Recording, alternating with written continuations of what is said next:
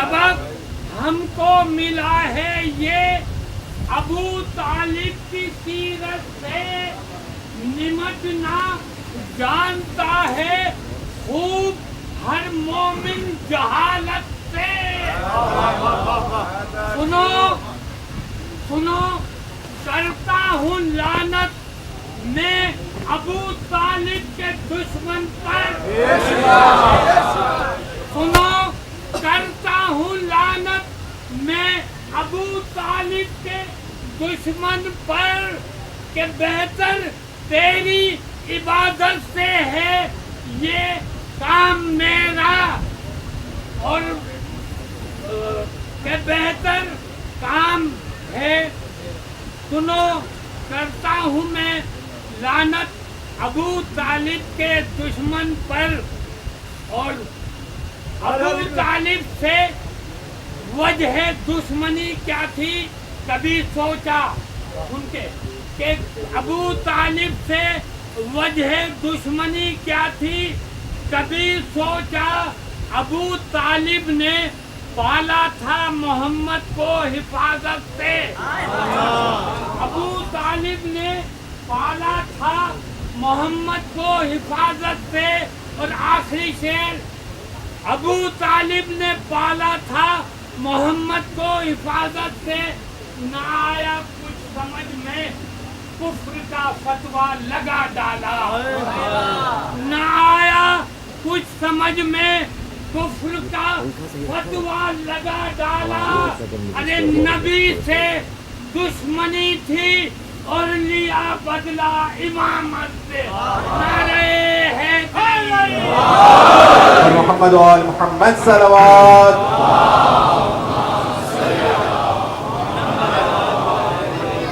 فاتحہ.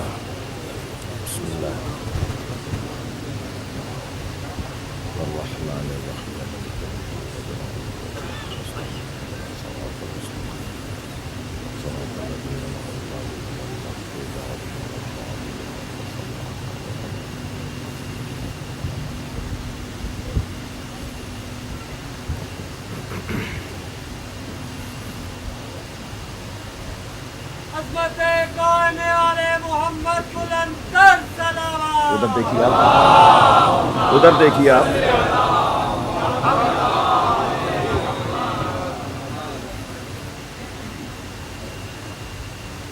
میں محمد والے محمد صلوات.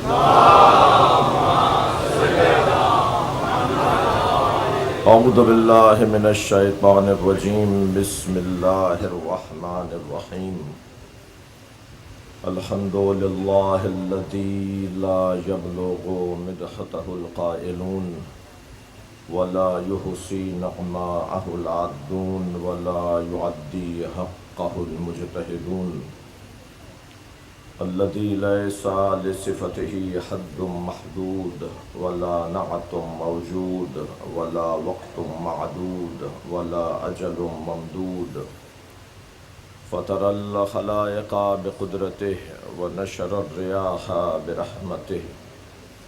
الصلاة والسلام على الرسول المسدد المصطفى الأمجد المحمود الأحمد سیدنا و مولانا و مولا الکونین جد الحسن والحسین عانی ابوالقاسم محمد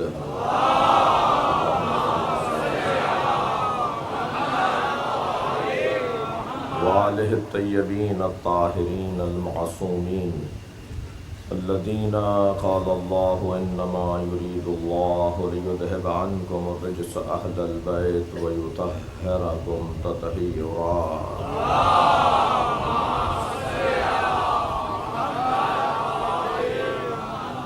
ولعنۃ اللہ علی اعدائہم اجمعین من یوم عداوتہم الی قیام یوم الدین. اما بعد قال الحکیم فی قرآن الکریم. بسم اللہ الرحمن الرحیم. وَإِذِ ابْتَلَىٰ إِبْرَاهِيمَ رَبُّهُ بِكَلِمَاتٍ فَأَتَمَّهُنَّ قَالَ إِنِّي جَاعِلُكَ لِلنَّاسِ إِمَامًا قَالَ وَمِن ذُرِّيَّتِي قَالَ لَا يَنَالُ عَهْدِ الظَّالِمِينَ.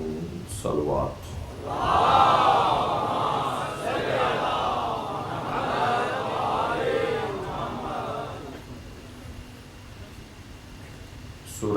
مبارکہ بقرہ کی 147ویں آیت کریمہ اللہ اپنے اس کلام میں عقیدہ امامت کو بیان کر رہا ہے۔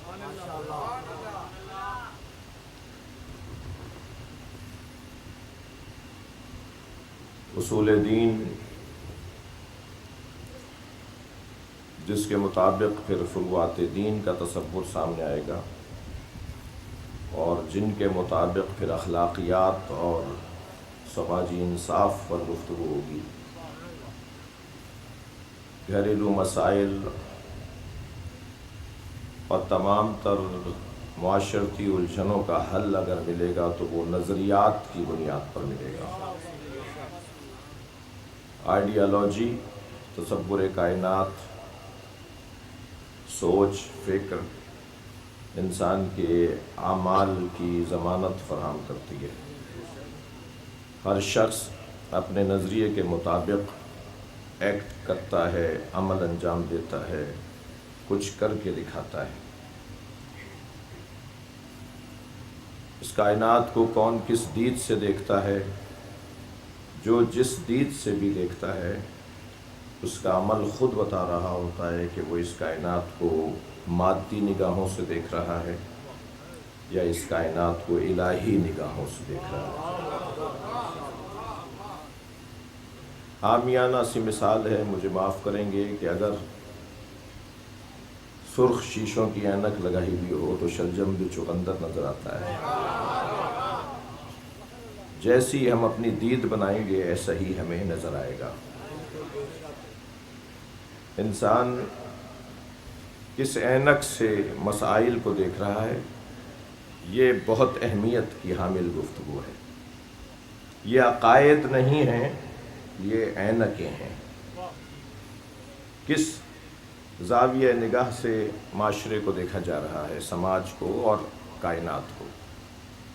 اگر کہہ دیا جائے کہ اس کائنات کو کسی نے نہیں بنایا، یعنی یہ دید ہو جائے کہ یہ کائنات خود بخود بنی ہے، تو پھر رویے بھی اسی کے مطابق ہوں گے۔ اور اگر کہہ دیا جائے کہ اس کائنات کو بنانے والا حکیم مطلق ہے، تو پھر رویے بھی اسی کے مطابق ہوں گے۔ البتہ مجھے تو دنیا میں کوئی نہیں ملا، آپ کو ملے تو مجھے ملوائیے، جو مبدأ اور آغاز اور خالق کا اقراری نہ ہو، مقر نہ ہو اور معترف نہ ہو۔ وہ اور بات ہے کہ کچھ آغاز کو ایٹم، ایک دھماکہ، ایک حادثہ، ایک خود بخود کا عمل انجام دیا گیا انجام تصور کرتے ہیں، جس کے لیے بہت موٹی سی بات یہ ہے کہ حادثات میں نظم نہیں ہوا کرتا، سانحات میں اور حادثات میں نظم نہیں ہے۔ نظم اگر کہیں پایا جاتا ہے تو ماننا پڑے گا، آپ مثلاً کہیں جا کر کھدائی کروائیں، اگر اس کے اندر سے آپ کو آثار ملیں زندگی کے اور منظم چیزیں ملیں تو پھر آپ ایک تصور کی طرف جائیں گے، چاہے آپ نے اسے دیکھا نہ ہو۔ ایک تصور آپ کا بنے گا، ایک نظریہ آپ کا بنے گا، چاہے آپ نے اسے دیکھا نہ ہو۔ اور اگر بے ہنگمی ہو تو آپ اسے حادثہ تصور کریں گے۔ یعنی اگر حادثے کی بنیاد پر یہ کائنات بنی ہوتی، توجہ، تو کبھی بھی اس کائنات میں نظم نہ ہوتا۔ نظم بھی اتنا محکم ہے کہ سورج ایک لمحے کے لیے بھی اپنے مالک کے حکم سے سرتابی نہیں کرتا۔ نظم اتنا محکم اور مضبوط ہے کہ پہلے سے چیزوں کے جوڑنے کے بعد معلوم ہو جاتا ہے کہ اب ہونے والا کیا ہے۔ بھائی آج جدید سائنس والے تکبر نہ کریں کہ انہیں پہلے سے موسم کا پتہ چل جاتا ہے، وہ اللہ کے وجود کا اقرار کریں کہ کوئی ہے کہ جس نے جمع و تفریق کا نظام بنایا ہوا ہے۔ یہ خود بخود نہیں ہو رہا، حادثے اور ہوتے ہیں، توجہ، منصوبے اور ہوتے ہیں۔ یہ کائنات منصوبے کی بنیاد پر بنائی گئی ہے، اور جس نے اس کائنات کو خلق کیا ہے اس خالق نے نہ صرف اس کائنات کو بنا کر چھوڑ دیا ہے بلکہ اس نے بنانے کے بعد اسے چلانے اور بچانے کی ذمہ داری بھی لی ہے۔ ہم اپنے اللہ کو صرف خالق نہیں مانتے، توجہ، کہ جس نے بنا کر چھوڑ دیا ہو، ہم اپنے خالق کو خالق کے ساتھ ساتھ رب بھی مانتے ہیں، جو بنانے والا بھی ہے اور پالنے والا بھی ہے، جس کا کام ہماری نشو و نما بھی ہے، جس کا کام ہماری تربیت کرنا بھی ہے۔ میں عقیدہ امامت کی بحث کرتے ہوئے اپنی تمہیدی بیان سے آج کی مجلس کی تمہید کو گزار رہا ہوں، اور اس سے کچھ ضروری باتوں کی طرف آپ کی توجہ چاہوں گا۔ وہ ہمارا خالق ہے، اس نے ہمیں خلق کیا ہے، اور اس عرفانی بحث میں جانے سے گریز کرتے ہیں کہ واحد سے واحد کے علاوہ صادر نہیں ہوتا، مگر خود واحد سے جو واحد صادر ہوا ہے تو خود جسے ہم واحد سے واحد کے صدور لا یصدر من الواحد الا الواحد، وہ جو واحد واحد سے صادر ہوا ہے وہ بھی تو مخلوق ہے۔ یعنی میرے اور آپ کے مخلوق ہونے میں کتنا بڑا اعزاز ہوگا کہ جب محمد جیسا وجود اللہ کی مخلوق ہے، جب علی جیسا وجود اللہ کی مخلوق ہے۔ لہذا پہلے ہی مرحلے پر یہ ساری الجھنیں انہوں نے ایک جملے میں دور کر دیں، نَدِّلُونَا عَنِ الرُّبُوبِیَّہ اجعلونا مخلوقین، ہمیں رب نہ بولو، پھر قولوا ما شئتم۔ البتہ کچھ افراد ایسے بھی ہمیں ملتے ہیں کہ جب ہم ان احادیث کو اور ان مفاہیم کو بیان کرتے ہیں تو یہاں تک بھی ان کے لیے قابل ہضم نہیں ہوتا، اور وہ کہتے ہیں کیا مطلب ہے کہ پھر نبی بول دیں، کیا مطلب ہے کہ اللہ نہیں بولیں پھر انہیں مثال کے طور پر معاذ اللہ فرشتہ بول دیں۔ یہ دوسری احادیث اس حدیث کی تشریح کریں گی، جیسے ایک آیت دوسری آیت کی تفسیر کرتی ہے ایسے ہی احادیث کی بھی تفسیر کرتی ہیں۔ ہمیں بہت سارے مفاہیم کو، اچھا جیسے جیسے میری معلومات بڑھتی چلی جائے گی میری سوچ وسیع ہوتی چلی جائے گی، جیسے جیسے میری معلومات میں اضافہ ہوگا میرے نظریات مضبوط ہوتے چلے جائیں گے، اور ایک طرف ہے اور کوئی ایک بات سننے کے بعد نظریہ بنانے والے یقیناً بند گلی کا شکار ہو جاتے ہیں۔ تو وسیع علم کی ضرورت ہے، علم کو اور وسیع کرنے کی ضرورت ہے، تبھی مسلسل طالب علم رہنے کا جذبہ عطا کیا ہے۔ بڑے سے بڑا انسان بھی اپنے آپ کو کچھ نہ سمجھے بلکہ طالب علم سمجھے، یہ اس کا ہنر ہے۔ اور میری اور آپ کی تو کوئی حیثیت ہی نہیں ہے، ہم تو کچھ ہیں ہی نہیں، جنہیں اللہ نے خلق کرنے سے پہلے علم دیا تھا۔ الرحمن علم القرآن خلق الانسان علمہ البیان، جس اللہ نے پہلے انسان کو قرآن کی تعلیم دی ہے پھر انسان کو خلق کیا ہے، وہ کون سا انسان ہے جس نے قرآن پہلے پڑھا ہے اور دنیا میں بعد میں آیا ہے؟ صلوات پڑھے ذرا محمد و آل محمد۔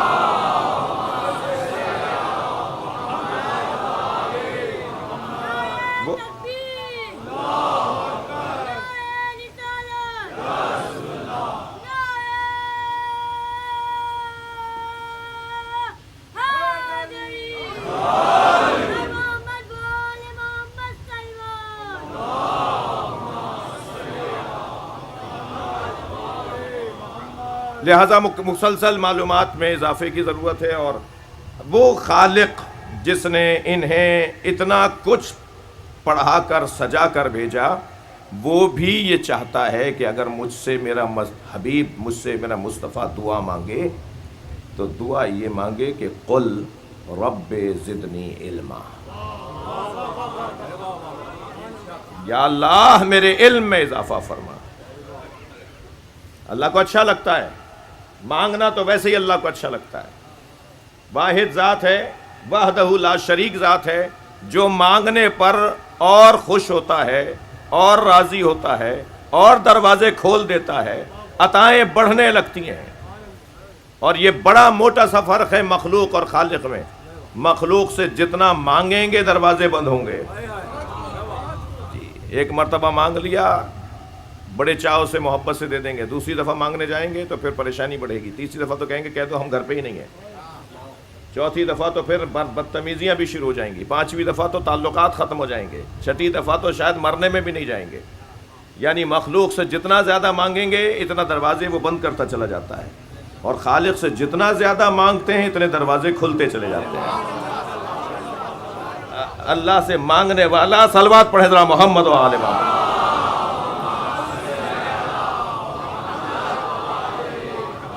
وہ جو مانگنے والوں کو پسند رکھتا ہے، اس سے جب میں اور آپ مانگیں تو یقیناً ہمارا بھی مانگنا خود خوش فہم تو ہو سکتا ہوں نا میں، کہ ہمارا مانگنا بھی اللہ کو اچھا لگتا ہے، لیکن کیا کہنا جب مصطفیٰ مانگتا ہو، کیا کہنا جب علی سجدہ ریز ہوتا ہو، جنہیں سب ماننے کو تیار ہیں اور وہ اسے مانتے ہوں، تو اس مانگنے کا حسن ہی کچھ اور ہے۔ اور جب اس رشتے کی طرف جائیں گے، یہ مانگنے اور دینے والے کے رشتے کی طرف، جس کو عبدیت کا رشتہ کہا جاتا ہے، جس کو معبود اور عبد کا رشتہ کہا جاتا ہے، تو پھر سرکار دو جہاں کی ذات میں ہمیں وہ وحدت نظر آتی ہے، وہ یکتائی نظر آتی ہے کہ اللہ جس کی عبدیت سے، توجہ چاہوں گا، جس کی عبدیت سے اتنا راضی ہو جائے کہ اسے عبد بولنے کے لیے معراج پر بلائے۔ میں انتہائی مبارک مجمع کی سماعتوں کو دیکھتے ہوئے ایک جملہ ہدیہ کر رہا ہوں، یہ معراج پر نہیں بلایا تھا، عبدیت کا ثبوت فراہم کیا تھا۔ یہ کمال عبدیت ہے جسے معراج کہا جاتا ہے۔ سبحان الذی اسری بعبدہ، وہ جو اپنے بندے کو راتوں رات لے گیا، وہ جو عبدیت۔ اچھا، یہاں معراج کے ساتھ عبدیت کا رشتہ جوڑا ہے، اور ادھر کربلا میں حسین کے ساتھ فادخلی فی عبادی، سورہ مبارکہ الفجر کی آخری آیت۔ یعنی اللہ نے وہاں نبی کو معراج پر بلایا تو عبدیت کے رشتے سے بلایا، اور کربلا میں جب حسین مولا نے قربانی کا کمال پیش کیا تو حسین کو اپنے خاص بندوں میں شامل کر دیا۔ بلکہ میری عقیدت نہیں، کچھ پڑھنے کے بعد ایک جملہ ہدیہ کر رہا ہوں، نبی کی معراج سدرۃ المنتہا ہے، حسین کی معراج کربلا معلیٰ ہے۔ وہ بھی عبدیت کا رشتہ تھا، یہ بھی عبدیت کا رشتہ ہے۔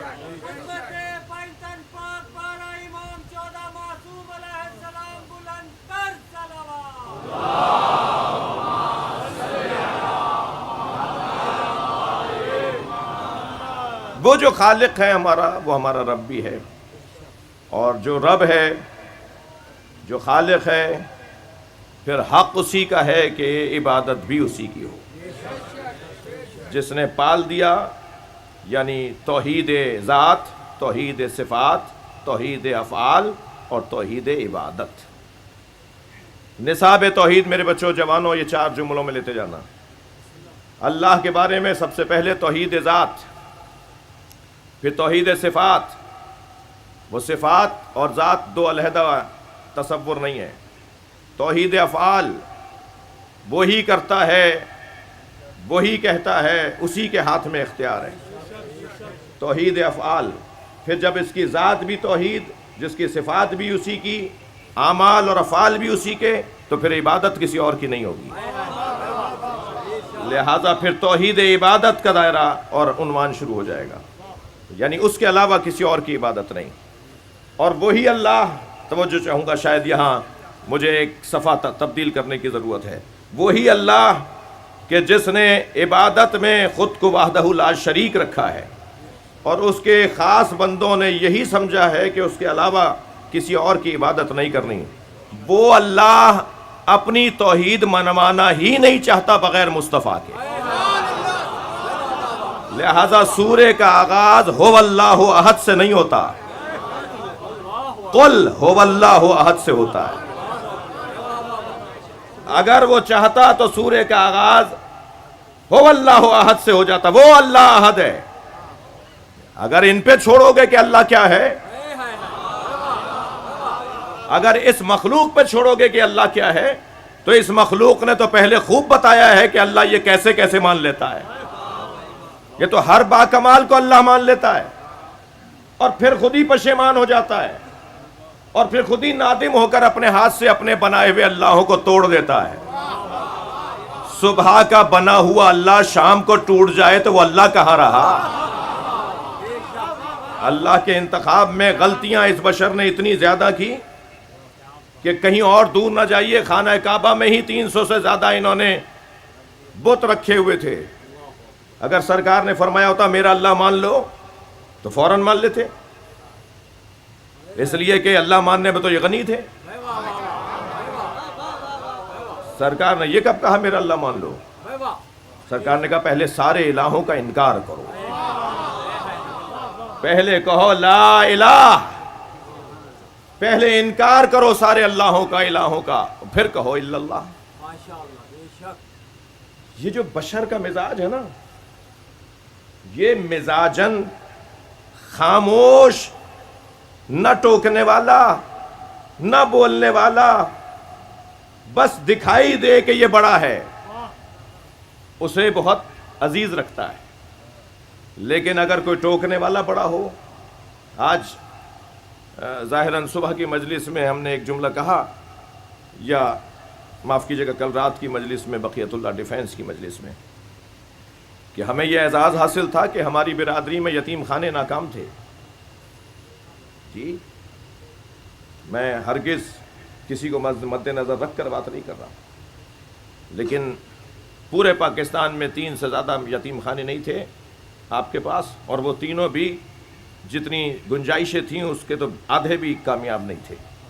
یہ بہت اچھی بات تھی، یتیموں کو یتیم خانے پالیں، چاچا کیوں نہیں پالتا، ماموں کیوں نہیں پالتا، فلاں عزیز کیوں نہیں پالتا؟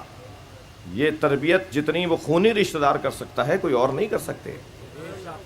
اور معاشرے میں جتنا فساد یتیموں نے پھیلایا ہے اس کی ایک تاریخ بنے گی۔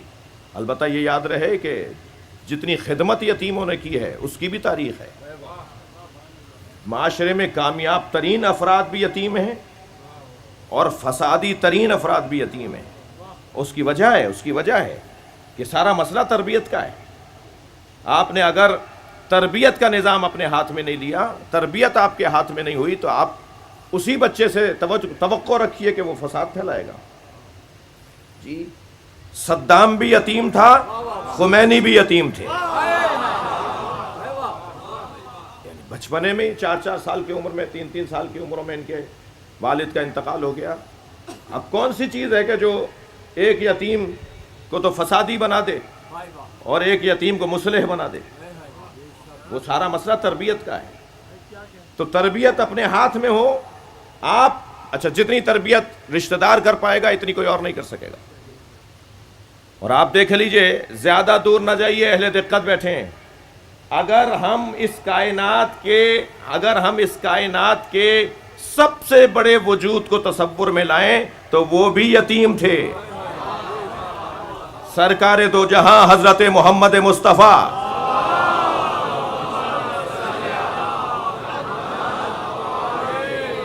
وہ بھی یتیم تھے۔ میں نے اتنا تو کہہ دیا کہ وہ یتیم تھے، یہ بھی تو بتاؤں کہ ان کی تربیت کس نے کی۔ اللہ اکبر۔ بات میری یتیم خانوں پر نہیں تھی، مگر بات آ گئی ہے تو ایک جملہ اور ہدیہ کر رہا ہوں۔ یتیم خانوں کے دیواروں پر اور اندر جو ہے وہ اہم جگہوں پر ایک حدیث لکھی جاتی ہے، انا وکافل الیتیم کا ہاتین فی الجنہ۔ سرکار فرما رہے ہیں میں اور یتیم پالنے والا جنت میں ان دو انگلیوں کی طرح، جیسے دونوں ساتھ ساتھ ہیں نا، ایسے اشارہ فرمایا حضرت ہاتین، ایسے اشارہ فرمایا سرکار نے بلا تشبیہ، میں اور یتیم پالنے والا جنت میں ان دو انگلیوں کی طرح ساتھ ساتھ رہیں گے۔ نبی فرما رہے ہیں کہ میں مصطفیٰ اور یتیم پالنے والا جنت میں ان دو انگلیوں کی طرح ساتھ ساتھ رہیں گے۔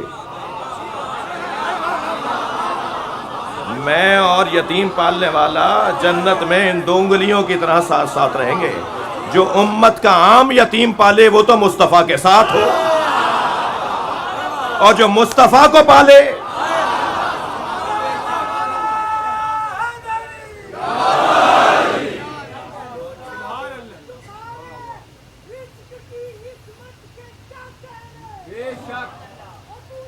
بھئی، یہ برِ صغیر کی مجلس ہے، اس کا ایسے ہی رنگ ہوتا ہے، آپ دل خراب نہیں کریں۔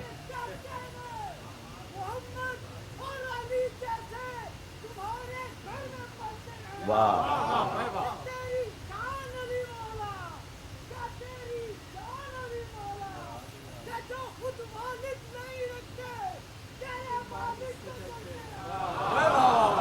نہیں سب ایک سے نہیں ہے، صلوات پڑھیے ذرا محمد۔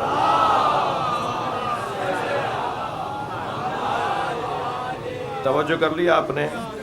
بات اصل میں یہ کر رہا تھا کہ اللہ خالق ہے اور اللہ مربی ہے، اللہ تربیت کرنے والا ہے۔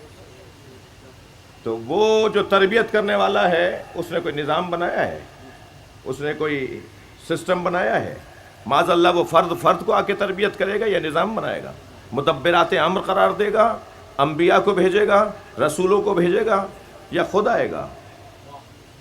شب قدر میں فرشتے فرد پر اترتے ہیں یا اولی الامر پر آتے ہیں؟ کیا نظام ہے اس کا کہ جس کے مطابق وہ تربیت کرنا چاہتا ہے؟ جی، اور اس کے نظام تربیت، اچھا وہ تو قرآن میں پکار کے کہہ رہا ہے اِنَّا عَلَيْنَا لَلْہُدَىٰ، میرے اوپر ہدایت کی ذمہ داری ہے، میرا کام ہے ہدایت دینا۔ اور ایک دفعہ نہیں کہہ رہا، طالوت کو جب ملک بنا رہا ہے تب بھی کہہ رہا ہے کہ یہ کام میرا ہے۔ حضرت آدم کو جب خلیفہ بنا رہا ہے تو کہہ رہا ہے میرا کام ہے۔ اور پھر میرا مضمون آج کی تمہید مکمل، جب حضرت ابراہیم علیہ السلام کو امام بنا رہا ہے، جی روزانہ یہ آیت سن رہے ہیں، جب حضرت ابراہیم کو اللہ امام بنا رہا ہے تو کہہ رہا ہے میں امام بنانے والا ہوں، انی جاعلک للناس اماما۔ اچھا دیکھیے، وہاں حضرت آدم کو خلیفہ بنایا تھا زمین کے لیے، یہاں حضرت ابراہیم کو امام بنا رہا ہے لوگوں کے لیے۔ تو وہاں زمین کے لیے بنایا تھا، اس کا مطلب یہ نہیں ہے کہ اور علاقوں کے لیے حضرت آدم خلیفہ نہیں تھے، نہیں، زمین دار الخلافہ، زمین مرکز مخلوقات، اس لیے حضرت آدم کو زمین پر قرار دیا۔ ایسے ہی حضرت ابراہیم کو لوگوں کے لیے امام بنایا ہے، اور جن لوگوں کے لیے ابراہیم کو امام بنایا ہے ان لوگوں کی خدمت میں مخلوقات کو رکھا ہے۔ حضرت ابراہیم کو اللہ نے، یہ کام اللہ کا ہے، اللہ کے کرنے کا کام ہے، اللہ کرے گا یہ کام۔ شہر کا شہردار، ناظم شہر، میئر، بھائی تصور تو کر سکتے ہیں آپ، صلوات پڑھ لیں ذرا محمد و آل محمد۔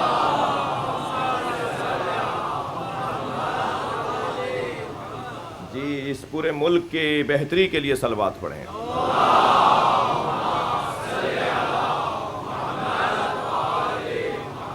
مسلمانوں کی عزت رفتہ کی بحالی کے لیے صلوات پڑھیں۔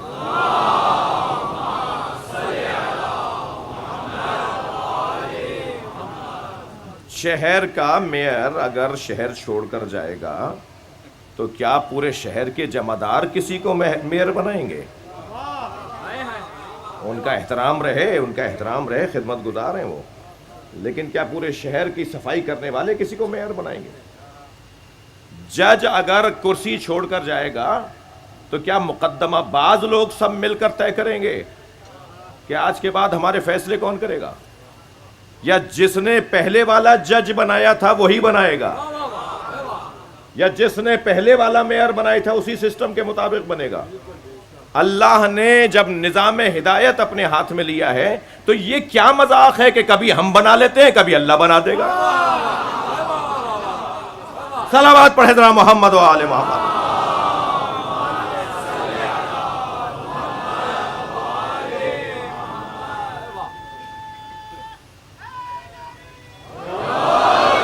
ہمیشہ نظام ہدایت اللہ ہی کے ہاتھ میں رہے۔ پروردگار عالم نے اس آیہ کریمہ میں ذرا آیت کا لب و لہجہ ایک مرتبہ پھر دیکھیے، وَإِذِ ابْتَلَىٰ إِبْرَاهِيمَ رَبُّهُ، دیکھیے کوئی منصب کسی کو نہیں دیا جائے گا جب تک کہ اس کو آزمایا نہ جائے۔ اللہ کا یہ نظام ہے، اس کا سسٹم ہے، اس کی سنت ہے، اس کا طریقہ ہے کہ کسی کو کوئی منصب دیا جائے گا تو اسے آزمایا جائے گا۔ کیا یہ کہہ دینا کہ آمنا، ہم ایمان لے آئے، وَهُمْ لَا يُفْتَنُونَ، اور تمہیں آزمایا نہیں جائے گا؟ ہر شخص کو اگر کوئی ذمہ داری دی جائے گی تو اسے آزما کر ذمہ داری دی جائے گی۔ وہ جو آزمائش ہے اس کی، توجہ ماشاءاللہ، وہ جو آزمائش ہے اس کی، وہی تو لے گا نا کہ جو منصب دینا چاہتا ہے۔ عوام آزمائش نہیں لے گی، لوگ آزمائش نہیں لیں گے، امت آزمائش نہیں لے گی، اللہ آزمائش لے گا۔ اللہ نے حضرت ابراہیم سے آزمائش لی۔ آزمائش میں بھی تینوں طرح کی آزمائشیں جو کسی بھی فرد کے لیے ممکن ہو سکتی ہیں۔ مال کی آزمائش، جان کی آزمائش، اولاد کی آزمائش، ان تین سرمایوں سے زیادہ کسی کے پاس چوتھی چیز نہیں ہے۔ یا آپ اور میرے پاس مال ہے جس کو ہمیں آزمائش کا ذریعہ قرار دیا جاتا ہے ہمارے لیے اور ہم اس سے آزمائے جاتے ہیں، یا جان کے ذریعے یا اولاد کے ذریعے، اور ترتیب میں بھی ایسا ہی ہے۔ مال جان پر خرچ ہو جاتا ہے، جان اولاد پہ خرچ ہو جاتی ہے، مگر اولاد کو کسی پہ خرچ نہیں کیا جاتا۔ جی اولاد کی خاطر انسان اپنی، میں تو بوڑھا ہو گیا ہوں، میں تو ضعیف ہو گیا ہوں، مثال کے طور پر میں تو زندگی گزار لی، میں نے خوب اپنے ایام گزار لیے، اب بس میں کیا کروں گا رہ کے، کسی طرح میرا بچہ بچ جائے۔ انسان چاہتا ہے کہ اپنی اولاد کی خاطر اپنے آپ کو پیش کر دے، اپنے لیے اپنے مال کو خرچ کر دیتا ہے، پھر کما لیں گے، پھر بن جائے گا، یہ بیماری آ گئی ہے، اس کے لیے علاج و معالجے پہ جو خرچ کر سکتے ہو کر دو۔ مال جان پر اور جان اولاد پہ خرچ کر دی جاتی ہے۔ حضرت ابراہیم نے تینوں چیزیں اللہ کی راہ میں دے دی۔ بھائی دقت چاہوں گا، جلدی جلدی عرض کروں گا حضرت ابراہیم کی آزمائش کو۔ چلے ہیں صحرا میں جانور لے کر، اس عزا خانے میں یہ مثال میں پہلے دے چکا ہوں پچھلے سالوں میں، جانور چرانے کے لیے چلے ہیں۔ اللہ کا نظام بھی اللہ کا ہے۔ آیت اللہ اشتہاردی کی خدمت میں مدرسہ فیضیہ کے اندر ان سے ہی سنی مثال ہم نے۔ اکثر انبیاء کرام سے اللہ نے جانور چروائے، بکریاں چروائی ہیں، نبیوں سے چوپائے چروائے ہیں اللہ نے۔ جو جانوروں کو سنبھال سکتا ہے وہ جاہل انسانوں کو بھی خوب سنبھال سکتا ہے۔ اعصاب کی مضبوطی کا سبب ہے جانور پالنا۔ کبھی 2 3 4 5 سال کے بعد کوئی ایک ہفتہ نکال لیا کرے اس کام کے لیے۔ بڑے بڑے لوگوں سے میں گزارش کر رہا ہوں اور اپنے آپ سے پہلے کہہ رہا ہوں، یہ فریش کورس سے کم نہیں ہے، یہ ٹریننگ سے کم نہیں ہے۔ خاص طور پر لیڈر حضرات، قومیات کے لوگ، سیاسی شخصیات سے گزارش کر رہا ہوں۔ اتفاق سے جناب مصطفیٰ کمال صاحب بھی تشریف فرمائے ہیں، محمود مولوی صاحب بھی تشریف فرمائے ہیں، اور شیعہ علماء کونسل کے سندھ کے صدر جناب مولانا اسد اقبال زیدی صاحب، وقار مہدی صاحب تو میرے ہمیشہ کے کرم فرمائے۔ جی میں اپنے لیے کہہ رہا ہوں، ہمیں ہر کچھ 2 4 5 سال بعد، 10 سال کے بعد کسی صحرا میں 2 4 5 مثلاً اس طرح کا کوئی کام کرنا چاہیے جس سے اعصاب مضبوط ہوں۔ کوئی ہمیں ٹریننگ پر بھیجے گا نہیں، ہم خود بھی تو اپنی تربیت کا، اپنے آپ کو سنبھالنے کا انتظام کریں۔ اعصاب مضبوط ہوں گے، غصہ کم ہوگا، برداشت بڑھے گی، تحمل مزاجی میں اضافہ ہوگا۔ جو عوامی لوگ ہوتے ہیں، جن کا تعلق سماج سے ہوتا ہے، انہیں چپتے ہوئے جملے سننا پڑتے ہیں۔ جی میں تو کہہ رہا ہوں کہ چپتے ہوئے جملے تو وہ سنے گا جو کوئی فون تو اٹھائے گا، رابطے میں تو آئے گا، تو رابطے میں آنا سماجی لوگوں کی ذمہ داری ہے. بھائی ساری باتیں میں اپنے اوپر رکھ کر رہا ہوں، کہیں پانی مرے نہیں. تو میں صرف اتنا عرض کر رہا ہوں کہ ہم سب کو ضرورت ہے نا اس چیز کی. حضرت ابراہیم بھی چلے، بھائی زیادہ نصیحتیں نہ ہو جائیں. حضرت ابراہیم بھی چلے جانوروں کو چرانے کے لیے میدان میں. ادھر جبریل امی امتحان لینے کے لیے آ گئے. اللہ نے بھیجا تھا حضرت جبریل کو، اور حضرت ابراہیم کے برابر سے ایک تسبیح پڑھتے ہوئے گزرے، اور تسبیح تھی سبوح قدوس ربنا ورب الملائکۃ والروح. یہ وہی تسبیح ہے پروردگار ہے جو یا ابراہیم کو اچھی لگتی تھی یا حسین کو. کثرت سے امام حسین بھی یہی تسبیح پڑھتے تھے، اور کثرت سے یہی تسبیح حضرت ابراہیم بھی پڑھتے تھے. جیسے حضرت خضر دعائے کمیل پڑھتے تھے اور مولا علی دعائے کمیل پڑھتے تھے. جی مولا علی ہی کو حق ہے کہ بتائیں کہ کمیل خضر یہ دعا پڑھتے تھے. خضر کیا پڑھتے تھے کون بتائے گا؟ یہ وہی بتا سکتے ہیں جو ولایتوں کا رشتہ آپس میں رکھتے ہوں. تو جیسے یہ تسبیح پڑھی تو حضرت ابراہیم ایک مرتبہ متوجہ ہوئے اور پوچھنے لگے تم کون ہو؟ تم تو بہت اچھا ذکر کر رہے ہو میرے اللہ کا، ایک دفعہ اور سناؤ. تو فوراً جبریل نے کہا اس کے بدلے میں دو گے کیا؟ اب آزمائش شروع ہو رہی ہے مال کی. جس سے محبت کرتے ہو اس کے نام پہ خرچ بھی کرتے ہو. تو حضرت ابراہیم نے فرمایا یہ جانور میں آدھے دے دوں گا. آدھے جانور دے کر کہا ایک دفعہ اور سناؤ. آنکھوں میں آنسو بھر بھر کے کہنے لگے ایک دفعہ اور سناؤ. کہا اب کیا دو گے؟ کہا جتنے رہ گئے سب دے دوں گا. سارے جانور حضرت ابراہیم نے اللہ کا ذکر سننے کے لیے دے دیے. جبریل نے آگے بڑھ کر کہا ابراہیم ہمیں تمہارے جانوروں کی ضرورت نہیں تھی، ہم تو یہ دیکھنا چاہ رہے تھے کہ تم اللہ کی خاطر اپنی دنیا سے ہاتھ اٹھا سکتے ہو یا نہیں. یہ حضرت ابراہیم کے مال کا امتحان تھا. جی ہمیں اور آپ کو بھی آج بارہا ان امتحانوں کا سامنا کرنا پڑتا ہے. میں یہ بات بارہا کہتا ہوں اور پھر تکرار کر رہا ہوں، مجھے معاف کیجیے گا تکرار پہ. 3 طرح کے لوگوں کو تو یا علی مدد بولنا ہی نہیں چاہیے. 6 دفعہ سوچنا چاہیے نعرہ حیدری لگانے سے پہلے. ایک کنجوس کو، ایک بزدل کو، اور ایک تنگ نظر کو. کنجوسوں کا کوئی تعلق علی سے نہیں ہے. کالر ادھرا ہوا ہے، پائچے پھٹے ہوئے ہیں، بٹن ٹوٹا ہوا ہے، چپل 2 طرح کی پہنی ہوئی ہے. کون ہے یہ؟ کراچی میں لی مارکیٹ میں ان کی 25 دکانیں ہیں. جو اپنے اوپر پیسہ نہیں لگاتا وہ مسجد پہ کیا لگائے گا؟ وہ مدرسے پہ کیوں لگائے گا؟ جو کنجوسی بنتی نہیں ہے مولا علی کے چاہنے والوں کے ساتھ. مال دے دیا یہ حضرت ابراہیم کے مال کا امتحان تھا. حضرت ابراہیم نے اپنی جان دے دی. جان دینے کے لیے اچھا کیوں جان دی؟ کیسے؟ کیا ہوا جو جان پر بن گئی بات؟ کیا ہوا جو جان پر بن گئی؟ عادتوں سے، روایتوں سے اور معاشرے کے اندر پھیلے ہوئے ایک بڑے مرض سے ٹکرانا اپنی جان دینے کے مترادف ہے. بہت رسکی کام ہے، بہت خطرناک کام ہے. اگر آپ معاشرے کے کسی بڑے مرض سے ٹکرا رہے ہوں، معاشرے کی اصلاح کرنا چاہتے ہوں، اور معاشرے کی اصلاح میں معاشرے کی اس سے بڑی اور کیا برائی ہوگی کہ سارا معاشرہ بت پرست ہو جائے. اور چلے گئے خانہ بت سازی میں اور بت کدے کے اندر، اور جا کے سارے بت توڑ دیے. اور بت توڑیں گے تو پھر یہ تو ہوگا، مگر وہ کیا مطمئن نہیں ہے؟ انتہائی اطمینان کے ساتھ کام بھی ایسے کر رہے ہیں کہ کوئی گھبراہٹ نہیں ہے، اور کام ایسا کر کے آئے ہیں کہ آج تک مثال بن رہی ہے. کام بتائے نا کہ کس کا ہے، چال بتائے نا کہ کون جا رہا ہے. کسی کو کہنے کی کیوں ضرورت پڑے کہ میں کون ہوں؟ حلیوں سے پہچانا جائے، شناخت رکھتا ہو اپنے کاموں کی. حضرت ابراہیم نے سارے بت توڑ کر بڑے بت کے گلے میں کلاڑی لٹکا دی. سنی بھی بات آپ کی. اور بڑے اطمینان کے ساتھ آ کر اپنے گھر بیٹھ گئے. اور جب یہ لوگ واپس آئے اور انہوں نے دیکھا کہ بت ٹوٹے ہوئے ہیں تو آپس میں کہنے لگے یہ اس جوان کا کام ہے جسے ابراہیم کہا جاتا ہے.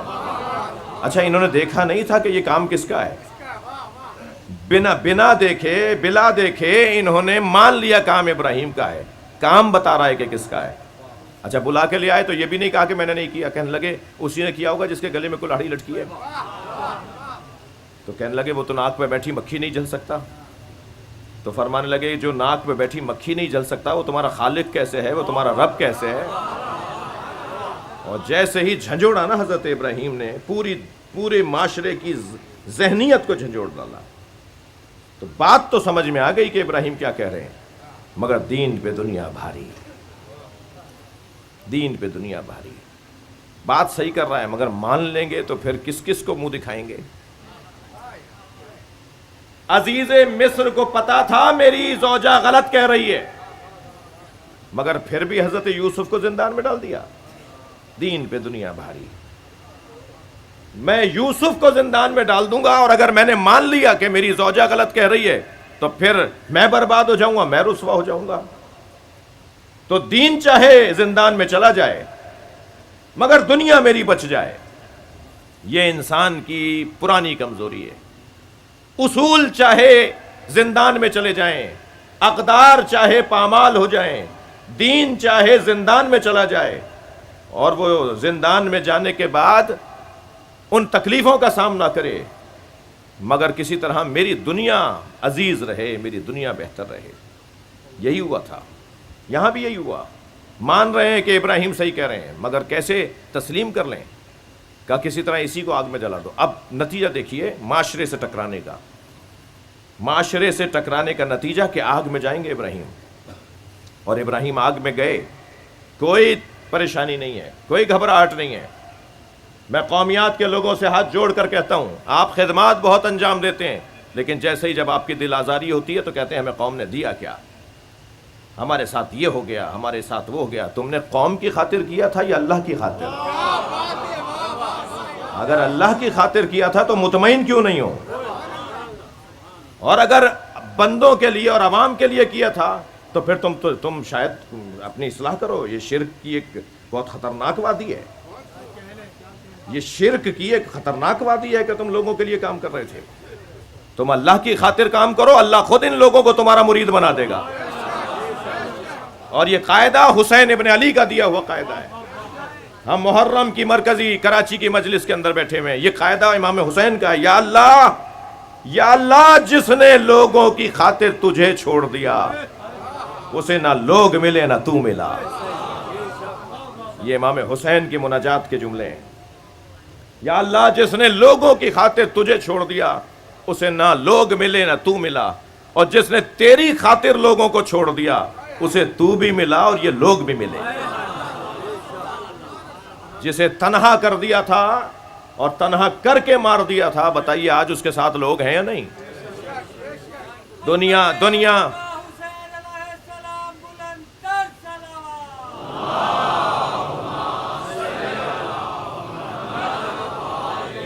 بھائی میری بڑی ذمہ داریاں بنتی ہیں, میرے فرائض ہیں, میں ان کو خوب جانتا ہوں اور کوشش کر رہا ہوں کہ اس کے اوپر عمل کروں. جی بہت مشکل ہے. اطمینان کے ساتھ وہی جائے گا جس کی نیت للہ ہوگی. اور جا رہے ہیں آگ کے اندر, کوئی انہیں پریشانی نہیں ہے, بڑے مطمئن, قلب سلیم اور فہم سلیم کے ساتھ, اور شعور کمال شعور کے ساتھ. اور جب جبریل نے آ کر پوچھا حل لک حاجت یا ابراہیم, اے ابراہیم کوئی حاجت ہے؟ آگ میں کوئی جلایا جا رہا ہو, کسی کوئی مار رہا ہو, کسی کو کوئی تیر مار رہا ہو, اور کوئی ایسے میں آ کے کہے کہ کوئی مدد کروں, تو اس سے زیادہ اور اچھا کون لگے گا؟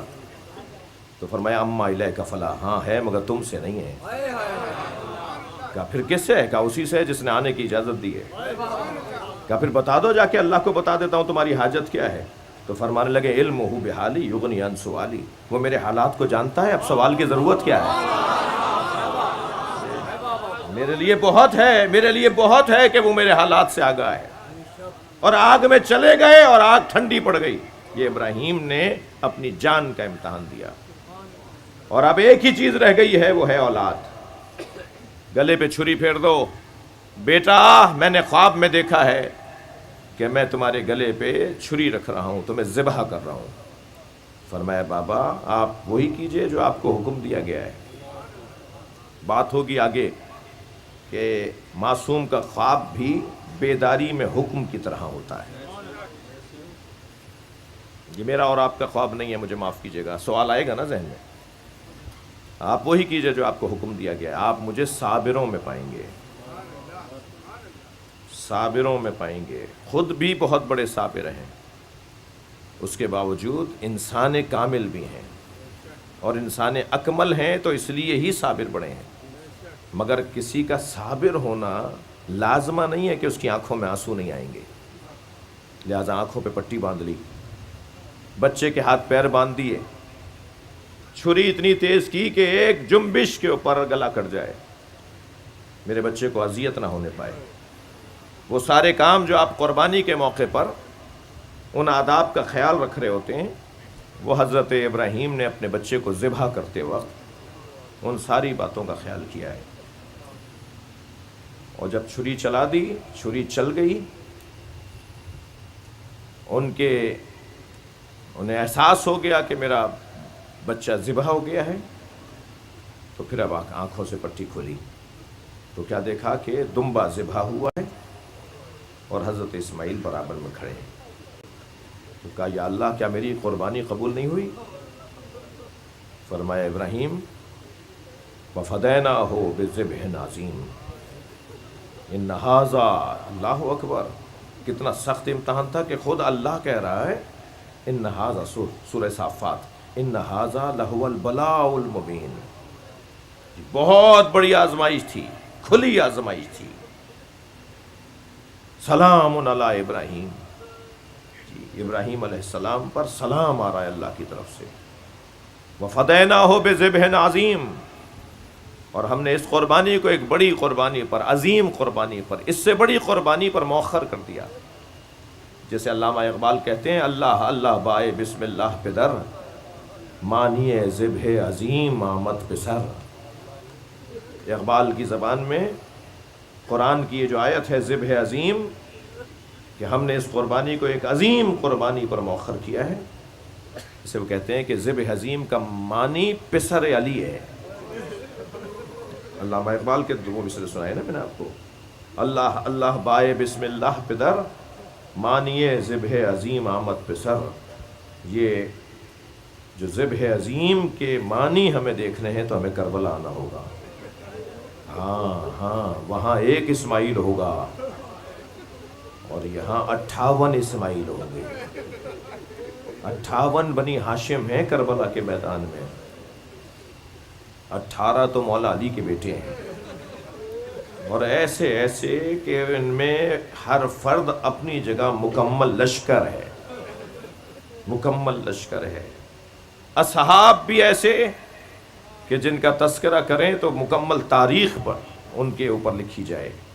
حبیب ابن مطاہر، زہیر قین، مسلم ابن اوسجا، اللہ اکبر. مسلم کوفے میں ایک پنساری کی دکان سے خضاب خرید رہے تھے، تو کسی نے پوچھا مسلم کیا لے رہے ہو، کیا لیا ہے؟ کہا میں اپنی داڑھی کو رنگین کرنے کے لیے خضاب لے رہا ہوں. کہا اس خضاب کی اب ضرورت نہیں ہے، حسین کربلا جا رہے ہیں. تو جیسے انتظار میں ہونا،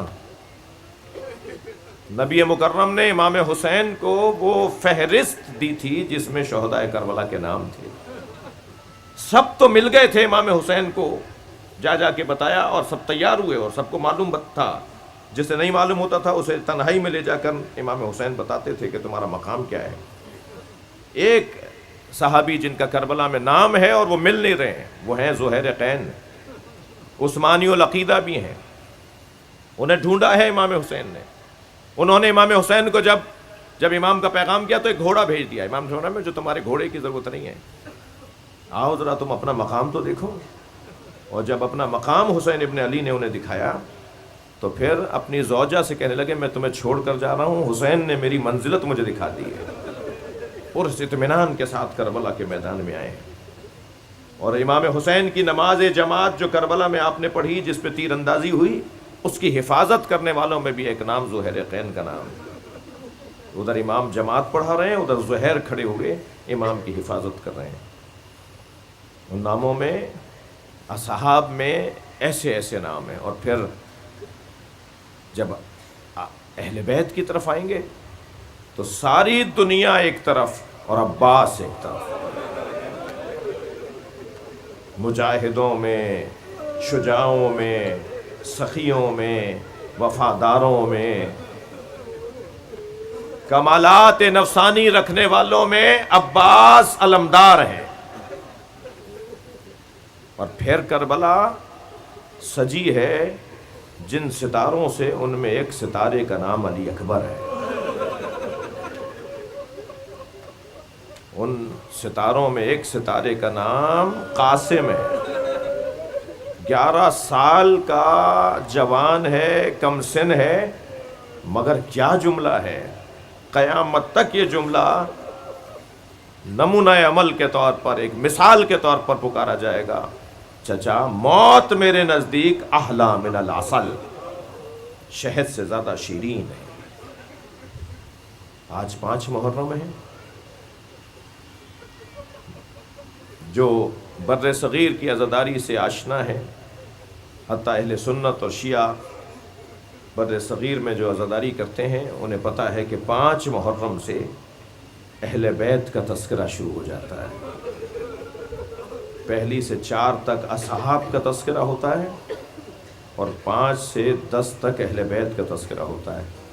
5 کو ہم تذکرہ کریں گے، 6 کو ہم حضرت علی اکبر کا تذکرہ کریں گے یا حضرت علی اصغر کا تذکرہ کریں گے، 7 کو تو اس جوان کا تذکرہ کریں گے جو زندگی میں پامال ہوا ہے، ابھی زندہ تھے کہ گھوڑے بدن پہ دوڑ گئے، اور 8 کو تو تذکرہ، 8 کا دن تو کون ہے جو نہیں جانتا کہ 8 کی تاریخ کیا تاریخ ہے۔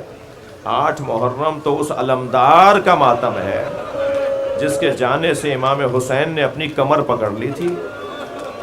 الان انکسر ظہری اجرکم اللہ، اجرکم اللہ۔ اللہ آپ کو کسی غم میں نہ رلائے سوائے غم اہل بیت میں، ہمیں رونے رلانے والوں میں قرار دے۔ اور 9 محرم کو کس کا تذکرہ ہوگا؟ یا حسین کے جھولے میں لیٹے بچے کا تذکرہ ہوگا، یا حسین کے گڑیل جوان علی اکبر کا تذکرہ ہوگا۔ اور عاشور کے دن تو چلیں گے کربلا میں، جہاں گھوڑے سے ایک حجت خدا کو گرایا جائے گا۔ اللہ اکبر۔ کربلا میں عزیزو عزادارو، میرے پاس 5-8 منٹ ہیں اور میں اپنے وقت پر ہی مجلس مکمل کروں گا، اور ابھی تو بات میں نے شروع نہیں کی مصائب کے باب میں۔ کربلا میں خواتین کا بڑا کردار ہے۔ خود ہمیں اچھا مومن بنانے میں، اچھا انسان بنانے میں، اچھا مسلمان بنانے میں ہمارے گھر کی عورتوں کا بڑا کردار ہے۔ آپ اس وقت مجلس میں آئے بیٹھے ہیں، آپ نماز جماعت میں جاتے ہیں، آپ جمعے کی نماز پڑھنے جاتے ہیں، ان ساری عبادتوں میں کبھی غور کیا کریں کہ کون تھا جس نے ہمیں یہ ساری باتیں سکھائی ہیں؟ ہماری ماں، ہماری دادی، ہماری نانی، وہ ہمیں ٹوکتی تھیں، وہ ہمیں بستر میں لے کر سکھاتی تھیں، وہ اپنے ساتھ سلاتے سلاتے پیغامات دیتی تھیں۔ ماؤں کا بڑا حصہ ہے، خواتین کا بڑا حصہ ہے۔ کربلا میں بھی 9 مائیں ہیں جنہوں نے اپنے بچے قربان کیے ہیں۔ 9 مائیں ہیں کربلا میں جنہوں نے اپنے بچے قربان کیے ہیں۔ آپ رو رہے ہیں، اگر آپ کی آوازیں بلند ہیں اور اس طرح کی مجلس منعقد ہو تو امام جعفر صادق کے دعاؤں کا حصہ قرار پاتے ہیں۔ اللہ آپ کو کسی غم میں نہ رلائے۔ ایک جملہ کہنے جا رہا ہوں رونے والوں کے لیے، کربلا میں ایک ماں تو وہ ہے جس کے 4 بچے شہید ہوئے، مگر اس نے اپنے بچوں کے لاشیں نہیں دیکھے۔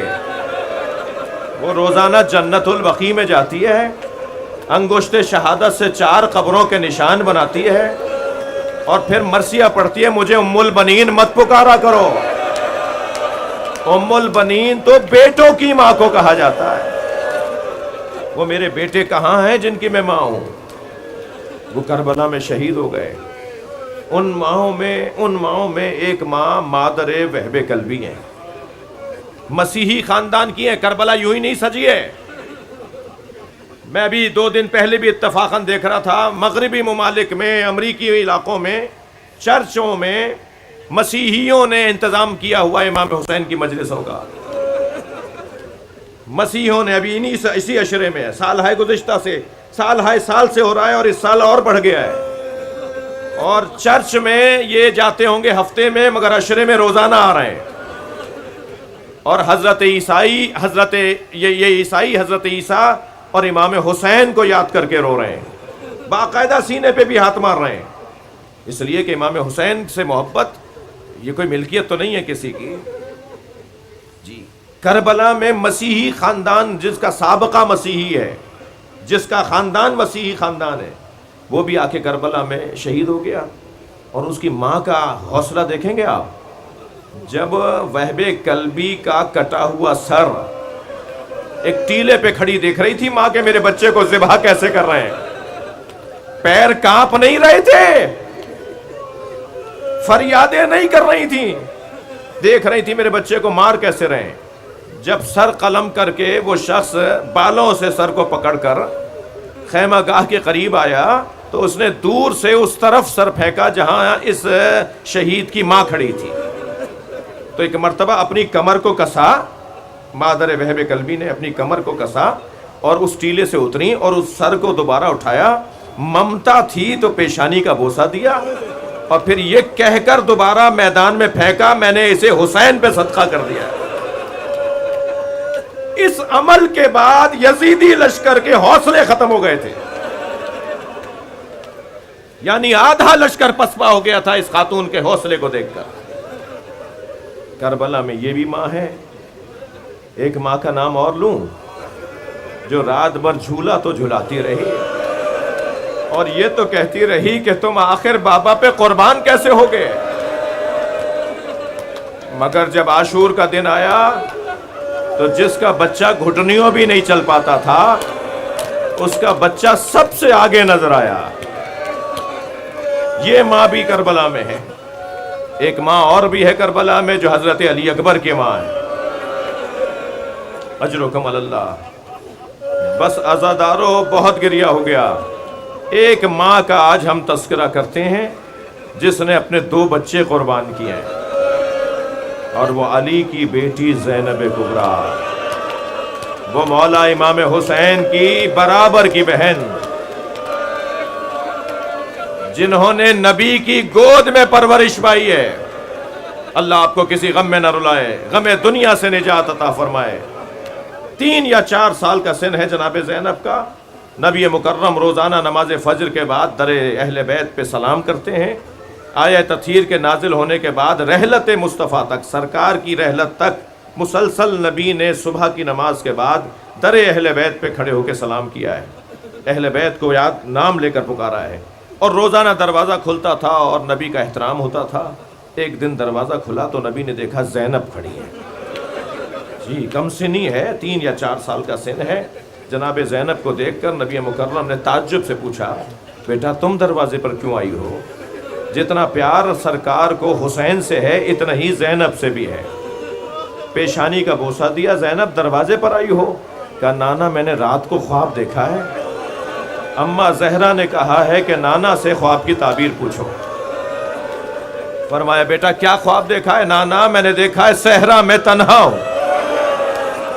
نانا تیز آندھی چل رہی ہے، میرے پیر زمین سے اکھڑ رہے ہیں. میں نے ایک درخت کا سہارا لیا مگر آندھی کے جھونکے نے وہ درخت زمین سے اکھاڑ دیا.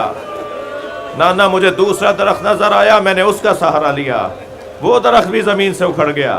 پھر میں نے تیسرے درخت کا سہارا لیا، وہ بھی زمین سے اکھڑ گیا.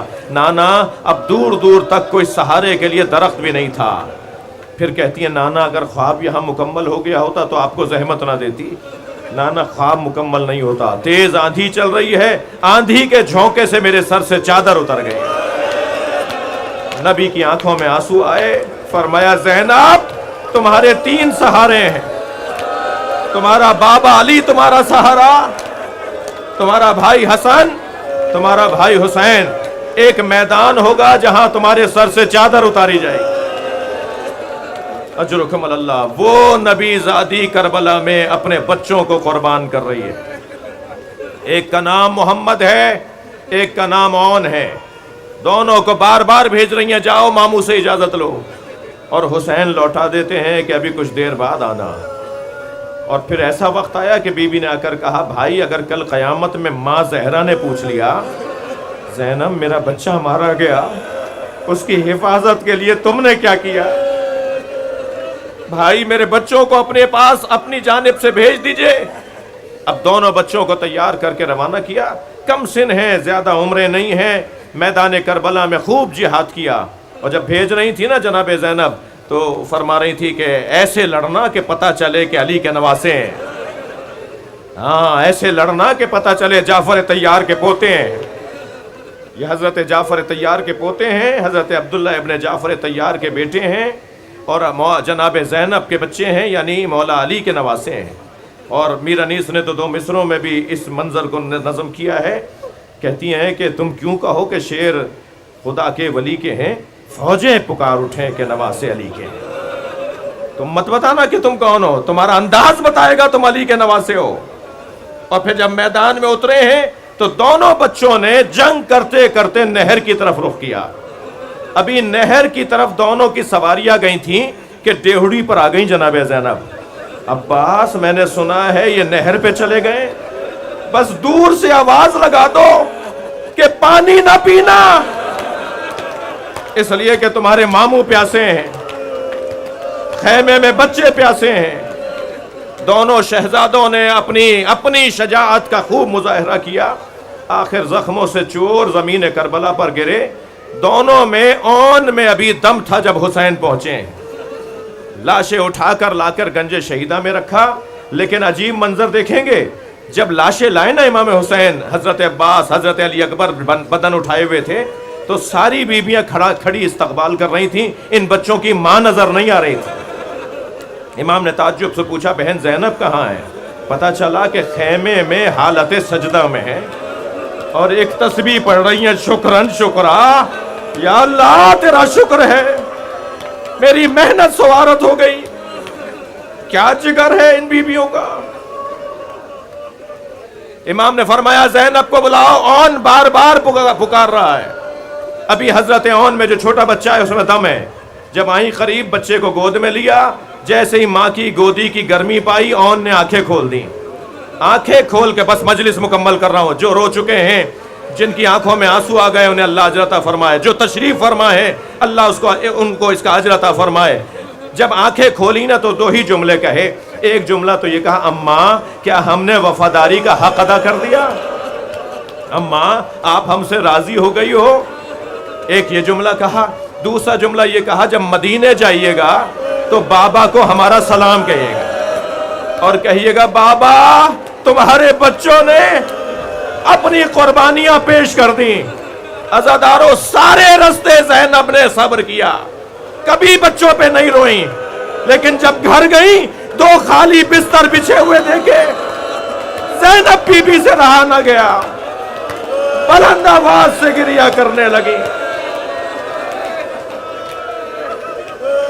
الا لعنت اللہ علی قوم الظالمین فسیعلم الذین ظلموا ای منقلب۔